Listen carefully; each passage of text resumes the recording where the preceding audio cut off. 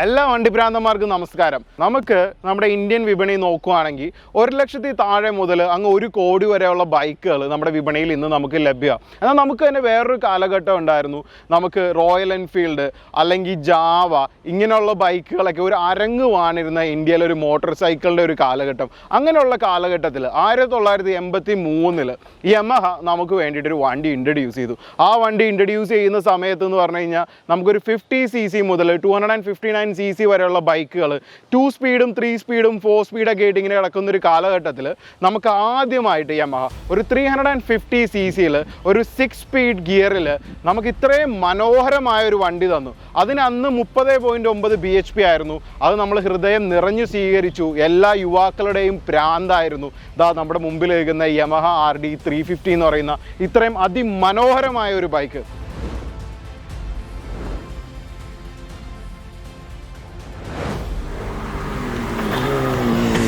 ഇത് ഇന്ന് ഇവിടെ ചെയ്യാനുള്ളൊരു മെയിൻ റീസൺ എന്ന് പറഞ്ഞു കഴിഞ്ഞാൽ മലയാളികൾക്ക് വളരെയധികം ഇഷ്ടമുള്ളൊരു വണ്ടിയും അല്ലെങ്കിൽ ഇന്ത്യയിൽ തന്നെ വളരെ പോപ്പുലർ ആയിട്ടുണ്ടായിരുന്ന ഒരു ബൈക്കാണ്. ഇതിനെ ജസ്റ്റ് ഒന്ന് ഡോക്യുമെൻ്റ് ചെയ്ത് വെക്കുക. കാരണം ഇനി വരാനുള്ളൊരു തലമുറയ്ക്കോ അല്ലെങ്കിൽ ഈ വണ്ടിയെപ്പറ്റി ഇപ്പോഴും അറിയാത്ത ആൾക്കാർക്കോ എന്താണ് ഈ വണ്ടി അറിയണം എന്നൊരാഗ്രഹം ഉണ്ടെങ്കിൽ നമ്മുടെ ഈ വീഡിയോ കണ്ട് ബാക്കിയുള്ള ഡീറ്റെയിൽസും കാര്യങ്ങളെല്ലാം നമുക്ക് ഡീറ്റെയിൽ ആയിട്ട് പറയാം.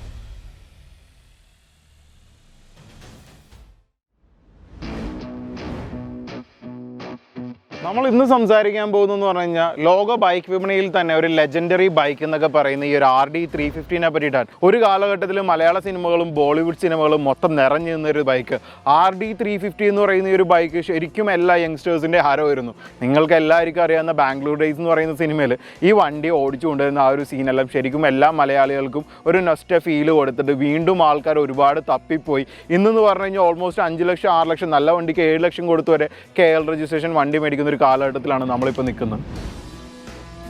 UK, യൂറോപ്പ്, അമേരിക്കൻ വിപണികളിലെല്ലാം തരംഗം സൃഷ്ടിച്ചിട്ടാണ് 1983 ഇന്ത്യയിലേക്ക് ഈ വണ്ടി വരുന്നത്. അന്ന് 30 bhp ഈ വണ്ടി ഇന്ത്യയിൽ ഇറക്കുന്നത്. എന്നാൽ US സ്പെക്കിലെല്ലാം വന്നുകൊണ്ടിരുന്നതെന്ന് പറഞ്ഞു കഴിഞ്ഞാൽ 39 bhp ഒരു ഫ്രണ്ടിലാണെങ്കിൽ ഡിസ്ക് ബ്രേക്കും ഇതിൻ്റെ കൺസോളെല്ലാം സിംഗിൾ കൺസോൾ ആയിരുന്നു. അതെല്ലാം ചേഞ്ച് ചെയ്തു. ശരിക്കും പറഞ്ഞാൽ RD5 എന്ന് പറയുന്ന യമഹയുടെ മോഡലും RD400 എന്നുള്ളൊരു മോഡലും കൂട്ടിയിട്ട് മിക്സ് ചെയ്തിട്ടാണ് ഇന്ത്യയിൽ ഇറക്കുന്നത്. അതുകൊണ്ട് തന്നെ ഇന്ത്യൻ ബൈക്കും US സ്പെക്കും RD350യും ശരിക്കും പറഞ്ഞു കഴിഞ്ഞാൽ വലിയൊരു ഡിഫറൻസ് തന്നെയുണ്ട്. 1983 കാലഘട്ടങ്ങളുടെ അവസാനം തന്നെ നമ്മുടെ ഇന്ത്യയിലുള്ള ഫ്യൂവലിൻ്റെ പ്രശ്നങ്ങളും ഏറ്റവും കൂടുതൽ നമ്മുടെ ആൾക്കാർ നോക്കുന്നത് എത്ര മൈലേജ് കിട്ടുമെന്നാണ്. അതുകൊണ്ട് തന്നെ കുറച്ചധികം മൈലേജ് കിട്ടാൻ വേണ്ടി വീണ്ടും അവർ അതിൻ്റെ പവർ കുറച്ചു. അതായത് ആ ഹൈ ടോർക്ക് എന്ന് പറഞ്ഞാൽ ഇറക്കിയ വണ്ടിയെയും അവർ ലോ ടോർക്ക് എന്ന് പറഞ്ഞിട്ട് വീണ്ടും ഇതിൻ്റെ പവർ കുറച്ച് ഓൾമോസ്റ്റ് 26 bhp ഈ വണ്ടിയെ കൊണ്ടുവന്നു. അതായത് ശരിക്കും പറയുവാണെങ്കിൽ ഇത്രയും നല്ലൊരു വണ്ടിയിൽ നല്ല പാർട്സും നല്ല പണിയറിയാവുന്ന ഒരാളെയും കിട്ടിക്കഴിഞ്ഞാൽ ഈസി ആയിട്ട് നമുക്ക് ഒരു 40 bhp അത് അതിക്കും മേലെയോ കൊണ്ടുപോയിട്ട് പൊളിക്കാൻ പറ്റിയ ഒരു വണ്ടിയാണ്.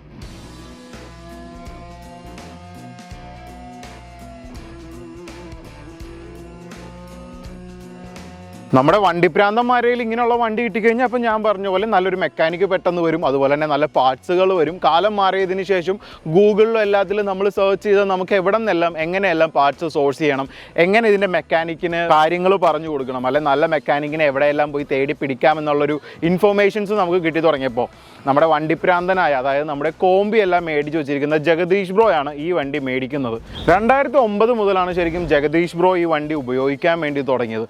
ജഗദീഷ് ബ്രോ വണ്ടി ഉപയോഗിക്കാൻ തുടങ്ങിയപ്പോൾ ജഗദീഷ് ബ്രോക്ക് ഇതിൻ്റെ ഒരു ക്ലബിലേക്ക് ചേരേണ്ടി വന്നു. ചേർന്നതിന് ശേഷം എൻ്റെ അടുത്ത് പുള്ളി വിളിച്ച് പറയായിരുന്നു, എടാ ഇത്രയും ആൾക്കാർ ഈ വണ്ടിയെ സ്നേഹിക്കുന്ന ആൾക്കാർ നമ്മുടെ നാട്ടിലുണ്ട് എന്ന് പറയുന്നത്. ശരിക്കും പറഞ്ഞു കഴിഞ്ഞാൽ വണ്ടിപ്രാന്തന്മാരുടെ മനസ്സിൽ ഒരു ചെങ്കോലും കിരീടവും കൊടുത്ത് വെച്ചിരിക്കുന്ന ഒരു വണ്ടി തന്നെയാണ് ഈ RD350 എന്ന് പറയുന്നത്. കാരണം ഇതിൻ്റെ ഒരു ഹൈ ടോർക്കിന് ഓൾമോസ്റ്റ് 150യും ലോ ടോർക്കിന് 140 കിലോമീറ്റേഴ്സുമാണ് അതിൻ്റെ ഒരു ടോപ്പ് സ്പീഡ് എന്ന് പറയുന്നത്. എന്നാൽ ട്യൂൺ ചെയ്ത് പോർട്ട് ചെയ്തിട്ടുള്ളൊരു വണ്ടി എന്നൊക്കെ പറയുന്നത് ബാംഗ്ലൂരിലെല്ലാം 170 വരെ പോകും. നമ്മൾ ഓൾമോസ്റ്റ് 50 കൊല്ലം പഴക്കമുള്ള വണ്ടിയെ പറ്റിയിട്ടാണ് ഈ സംസാരിക്കുന്നത്. അപ്പോൾ തീർച്ചയായിട്ടും ഇവനെ ഒരു കിരീടവും ചെങ്കോലും കൊടുത്ത് ഒരു രാജകീയ പദവിയിൽ തന്നെ വെക്കേണ്ട ഒരു വണ്ടിയാണ് വണ്ടിപ്രാന്തന്മാരുടെ. അതുകൊണ്ട് തന്നെ ആയിരിക്കാം ലോകമെമ്പാടും RD350 എന്ന് പറയുമ്പോഴത്തേക്കും യമഹയുടെ പേരിൽ ഇവനിങ്ങനെ മിന്നി ഇജറി നിൽക്കുന്നത്. പക്ഷേ ഈ വണ്ടി ശരിക്കും നമ്മൾ നോക്കുവാണെങ്കിൽ കംപ്ലീറ്റ് ഒരു അമേരിക്കൻ സ്പെക്കിൽ തന്നെയാണ് ഇരിക്കുന്നത്. ഇതിൻ്റെ എഞ്ചിൻ ആണെങ്കിലും, ഇതിൻ്റെ ഫ്രണ്ടിൽ വരുന്ന ഹെഡ്ലൈറ്റ്സ് ആണെങ്കിലും, ഇതിൻ്റെ സ്പീഡോമീറ്റർ ആണെങ്കിലും, ഇതിൻ്റെ ഫ്രണ്ടിലെ ഡിസ്ക് ബ്രേക്ക്, ഇതിൻ്റെ സീറ്റ്, വണ്ടി ഒരു 90% ശരിക്കും US സ്പെക്കിലാണ് ഇരിക്കുന്നത്. ഈ വണ്ടി ഇന്ത്യയിലേക്ക് വരുവാണെങ്കിൽ ശരിക്കും നമ്മൾ നോക്കുമ്പോഴത്തേക്കും ഇതിൻ്റെ ഫുഡ് പെക്സ് ഒക്കെ ഒരു RD400 ഫുഡ് പെക്കും, അതുപോലെ തന്നെ നമ്മളിതിൻ്റെ സ്പീഡോമീറ്റർ ഒക്കെ നോക്കുവാണെങ്കിൽ R5-ൻ്റെയും ഇതിൻ്റെ ടാങ്ക് ശരിക്കും RD400 UK സ്പെക്കിൻ്റെ ടാങ്ക് ഡിസൈനൊക്കെ ആയിട്ടാണ് ഈ വണ്ടി ഇന്ത്യയിലേക്ക് വന്നത്. ഞാൻ ഇങ്ങനെ ഇരിക്കുന്ന ഒരു മെയിൻ കാര്യം എന്ന് പറഞ്ഞു കഴിഞ്ഞാൽ ഞാനിവിടെ ഇതിൻ്റെ രാജ്ദൂത് എന്നുള്ള ആ ഒരു പേരും അതിൻ്റെ ആ ഒരു പ്രൊഡക്ഷൻ നമ്പറും കാര്യങ്ങളെല്ലാം നമുക്ക് ഈ സൈഡിൽ എഴുതിയിട്ടുണ്ട്. അപ്പോൾ അത് വായിക്കാൻ വേണ്ടി ആയിരുന്നത്. പക്ഷേ ഇതിൻ്റെ ഫ്രണ്ട് എൻഡ് നമ്മൾ നോക്കുവാണെങ്കിൽ ഇതിൻ്റെ ഫ്രണ്ട് എൻഡ് കംപ്ലീറ്റ് ഞാൻ നേരത്തെ പറഞ്ഞ പോലെ മാറ്റി US സ്പെക്കിലാണല്ലോ ഇരിക്കുന്നത്. അപ്പോൾ ഇതിലൊരു സിംഗിൾ പിസ്റ്റൺ ഒരു ഡിസ്ക് ബ്രേക്ക് ആഡ് ചെയ്തിട്ടുണ്ട് ആ US സ്പെക്കിൻ്റെ.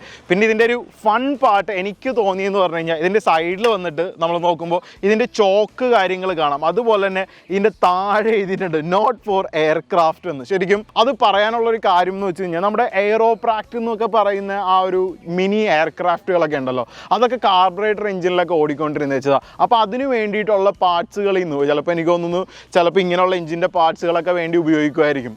ശരിക്കും പറഞ്ഞു കഴിഞ്ഞാൽ ഇന്ത്യൻ വേർഷനിലാണെങ്കിൽ നമ്മുടെ കാർബറേറ്ററും കാര്യങ്ങളൊക്കെ പിന്നീട് ചെറുതാക്കി ആ ഡീറ്റ്യൂൺ ചെയ്ത വേർഷനിൽ. പക്ഷേ എനിക്ക് ഈ ഒരു ചെറിയൊരു സ്റ്റിക്കറാണെങ്കിൽ പോലും ഭയങ്കര ഒരു പ്രത്യേക ഒരു കാര്യം പോലെ തോന്നും. പിന്നെ എനിക്ക് തോന്നിയൊരു കാര്യം എന്ന് വെച്ച് കഴിഞ്ഞാൽ ശരിക്കും ഫോഗി ആയിട്ടുള്ള സ്ഥലത്ത് നമ്മൾ കുറച്ച് ലോങ് ട്രിപ്പൊക്കെ ഈ മച്ചാനിലെ കൂടെ പോകണമെന്ന് ആഗ്രഹം ഉണ്ടെങ്കിൽ ചെറിയൊരു ലൈറ്റൊക്കെ വേണം. അപ്പോൾ അതിന് വേണ്ടിയിട്ട് മാത്രം അഡീഷണൽ എന്ന് പറയാനാണെങ്കിൽ ചെറിയ 2 ലൈറ്റും കൊടുത്തിട്ടുണ്ട്.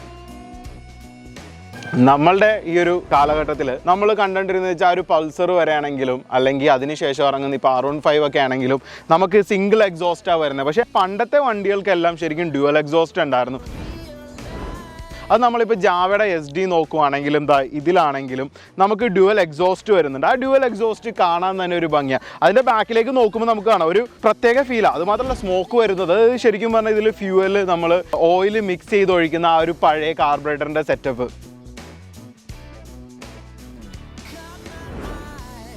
ഗോഡ്സ് ഓൺ എന്ന് പറയുന്ന നമ്മുടെ ഈ ഒരു കൺട്രിയിൽ, കേരളം എന്ന് പറയുന്ന ഈ ഒരു ചെറിയൊരു സ്ഥലത്ത് ഇന്ത്യയിൽ ഇത്രത്തോളം വണ്ടിപ്രാന്തന്മാരും ആ വണ്ടിപ്രാന്തന്മാരുടെ കയ്യിൽ മോർ ദാൻ 250 RD350s ഉള്ള ഒരു ഗ്രൂപ്പ് തന്നെയുണ്ട്. ഗോഡ്സ് ഓൺ ലോഡ്സ് എന്ന് പറഞ്ഞിട്ടാണ് ആ ഒരു ഗ്രൂപ്പിൻ്റെ പേര്. ആ ഗ്രൂപ്പിൻ്റെ 8ാമത്തെ ആനിവേഴ്സറി ആണ് ഇക്കൊല്ലം ഡിസംബറിൽ നടക്കാൻ പോകുന്നത്. അതും കൊച്ചിയിൽ വെച്ചാണ്. RD5 എന്ന് പറഞ്ഞിട്ടുള്ളതും RD400 ആയിട്ടുള്ള ബൈക്കുകളും എല്ലാം വരുന്നൊരു മീറ്റപ്പാണ്. ലെറ്റ്സ് കോൾ ഇറ്റ് RDയുടെ ഒരു മീറ്റപ്പ് തന്നെ. ഈ ഒരു വണ്ടിയെ ഞാൻ ഓടിച്ചു നോക്കുമ്പോൾ എനിക്ക് കിട്ടുന്നൊരു ഫീല്, അല്ലെങ്കിൽ ഇതാ ഞാൻ വണ്ടിയിൽ ഇരിക്കുമ്പോൾ തന്നെ ജസ്റ്റ് ഇതിനൊന്ന് സ്റ്റാർട്ടാക്കാൻ വേണ്ടിയിട്ട്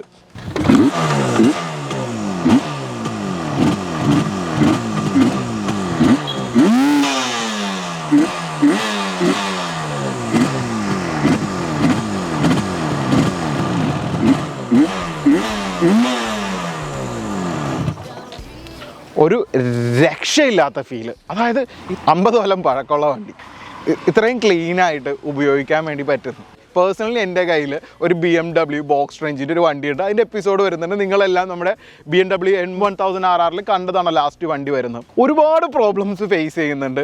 അത്ര വലിയ ഫണ്ണുള്ള വണ്ടിയൊന്നുമല്ല പറയുമ്പോൾ BMW കാര്യങ്ങളൊക്കെയാണ്. പക്ഷേ ഇതിൽ കിട്ടുന്നൊരു സുഖം ഉണ്ടല്ലോ, ആ സുഖമൊന്നും ആ വണ്ടിയില്ല. അത് ഓൾമോസ്റ്റ് 1000 cc ഉള്ളൊരു ബൈക്കാണ്. പക്ഷേ ഇത് സ്റ്റാർട്ട് ചെയ്യുമ്പോൾ ഇതിൻ്റെ ആ ഒരു 2 സ്ട്രോക്ക് എഞ്ചിനിൽ നിന്ന് കേൾക്കുന്ന ആ ഒരു ബ്യൂട്ടിഫുൾ നോയ്സ്, അത് ഒരു വണ്ടിപ്രാന്തന് ശരിക്കും നമ്മളെപ്പോലുള്ള മലയാളികൾ പണ്ട് മുതലേ ഈ ജാവ അല്ലെങ്കിൽ അങ്ങനെയുള്ള വണ്ടികളെ കണ്ടിട്ട് അതിൽ നിന്ന് ഇങ്ങനെയുള്ളൊരു ചേഞ്ച് നമുക്ക് കിട്ടിയപ്പോഴത്തേക്കും വലിയൊരു സംഭവമായിരുന്നു. അത് ഇന്നും നല്ല രീതിയിൽ മെയിൻറ്റെയിൻ ചെയ്ത് ഇത്രയും അടിപൊളി കണ്ടീഷനാക്കി കൊണ്ടുനടക്കുക എന്ന് പറയുമ്പോഴത്തേക്കും hats off to all the honours. ശരിക്കും നമ്മൾ ഇങ്ങനൊരു വണ്ടി നോക്കുവാണെങ്കിൽ ഈ വണ്ടിയുടെ ചുറ്റും നടന്ന് ഇതിൽ ചുവന്ന സ്വിച്ച് ഉണ്ട്, ഇതിൻ്റെ കീ ലെഫ്റ്റിലേക്കാണ് തിരിക്കുന്നത്, ഇതിൻ്റെ ഗ്ലാസ്സിൽ സ്ക്രാച്ച് ഉണ്ട്, സൈഡിൽ നോക്കുമ്പോൾ ക്രോം കളർ ഉണ്ടെന്നൊന്നും പറയാൻ പറ്റിയൊരു വണ്ടിയല്ല. ഈ എപ്പിസോഡ് ചെയ്യണം എന്ന് തോന്നിയത് എൻ്റെ ഒരു സ്വാർത്ഥത കൊണ്ടായിരിക്കാം ചിലപ്പോൾ. കാരണം വണ്ടിഫൈഡ് എന്ന് പറഞ്ഞൊരു ചാനൽ ഒരിക്കലും RD350 എന്ന് പറയുന്ന ഇത്രയും ലെജൻഡറി ആയിട്ടൊരു ബൈക്ക് ചെയ്യാതെ പോരുന്ന ഭയങ്കര ആഗ്രഹം ഉണ്ടായിരുന്നു. പ്രത്യേകിച്ച് നമ്മളോട് ഇത്രയും സൗഹൃദം വെക്കുന്ന നമ്മുടെ ജഗദീഷ് ബ്രോയുടെ അടുത്ത് ഇങ്ങനെ ഒരു വണ്ടി ഉണ്ടെന്നും ജഗദീഷ് ബ്രോ ഇത്രയും വലിയൊരു ഗ്രൂപ്പിൻ്റെ ഒരു ഭാഗമാണെന്ന് പറഞ്ഞപ്പോൾ എനിക്ക് നാട്ടിൽ വന്നപ്പോഴത്തേക്കും വലിയൊരു ആഗ്രഹം RD350 എന്ന് പറയുന്ന വണ്ടിയെ ഒന്ന് ചെറിയൊരു വീഡിയോ ചെയ്ത് ഒരു ഡോക്യുമെൻ്റ് പോലെ നമ്മുടെ വണ്ടിഫൈഡിൻ്റെ ചാനലിൽ വെക്കുക. RD350 എന്താണെന്ന് അറിയാത്ത ആൾക്കാർക്കെങ്കിലും അറ്റ്ലീസ്റ്റ് വന്ന് ഈ വണ്ടിയെപ്പറ്റി നമ്മൾക്ക് അറിയാവുന്ന ഇൻഫർമേഷൻസ് ഇവിടെ ഷെയർ ചെയ്യുമ്പോൾ അത് കണ്ട് കുറച്ച് കാര്യങ്ങൾ മനസ്സിലാക്കാം. ശരിക്കും R5ൻ്റെ കോപ്പിറൈറ്റ് എടുത്തിട്ടാണ് RD350 എന്ന് പറഞ്ഞിട്ടുള്ള വണ്ടി ഇന്ത്യയിൽ ഇറക്കുന്നത്. ഞാൻ നേരത്തെ പറഞ്ഞ ഇറക്കിയ വണ്ടി പിന്നീട് ഡീട്യൂൺ ചെയ്തു. ഇതെല്ലാം ഫ്യൂവൽ എഫിഷ്യൻസിക്ക് വേണ്ടിയിട്ടാണ്. പക്ഷേ 1990 കാലഘട്ടങ്ങളിൽ തന്നെ ഈ വണ്ടിയുടെ പ്രൊഡക്ഷനും കാര്യങ്ങളെല്ലാം ഇന്ത്യയിൽ നിർത്തി. പിന്നെ ഈ വണ്ടീനെ ആരും കണ്ടിട്ടില്ല. ശരിക്കും പറഞ്ഞു കഴിഞ്ഞാൽ ബാംഗ്ലൂർ ഡേയ്സ് എന്ന് പറയുന്ന ഒരു സിനിമ തന്നെയായിരുന്നു വലിയൊരു തിരിച്ചുവരവ്. ആൾക്കാർക്ക് വീണ്ടും ആ വണ്ടി വേണം, ആ വണ്ടി അപ്രീഷിയേറ്റ് ചെയ്ത് തുടങ്ങി. അന്നത്തെ കാലത്തെ ഒരു 350cc ഒരു വണ്ടി, അതിൽ ഓൾമോസ്റ്റ് US പാർട്സിലെല്ലാം നമ്മൾ കയറ്റി കഴിഞ്ഞാൽ കിട്ടുന്ന അത്രയും വലിയൊരു BHP. ശരിക്കും ഒരു ഫണ്ണ്. ഞാൻ ഇന്നും ഓടിക്കുമ്പോൾ എനിക്ക് തോന്നുന്നില്ല ഒരു ഇത്രയും പഴക്കമുള്ളൊരു വണ്ടിയാണ് ഓടിക്കുന്നതെന്ന്. അപ്പോൾ എനിക്ക് തോന്നുന്നു ഇന്നത്തെ ഒരു എപ്പിസോഡിൽ ഒരുപാട് വണ്ടിയെപ്പറ്റി നല്ല കാര്യങ്ങൾ സംസാരിക്കാൻ പറ്റി, അല്ലെങ്കിൽ ആവശ്യമുള്ള ഇൻഫർമേഷൻസ് പാസ് ചെയ്യാൻ പറ്റി എന്നുള്ളൊരു തോന്നലോടെ ഇന്നത്തെ എപ്പിസോഡ് ഇവിടെ വെച്ച് നിർത്തുകയാണ്. ഈ എപ്പിസോഡിൽ വന്ന് ഈ ഒരു വീഡിയോ കണ്ട എല്ലാ വണ്ടിപ്രാന്തന്മാർക്കും 1000 നന്ദിയുണ്ട്. വീണ്ടും ഇതുപോലെയുള്ളൊരു വണ്ടികളായിട്ട് വരാൻ പറ്റട്ടെ എന്നുള്ളൊരു പ്രാർത്ഥനയിൽ ഇന്നത്തെ എപ്പിസോഡ് ഇവിടെ വെച്ച് നിർത്തുന്നു.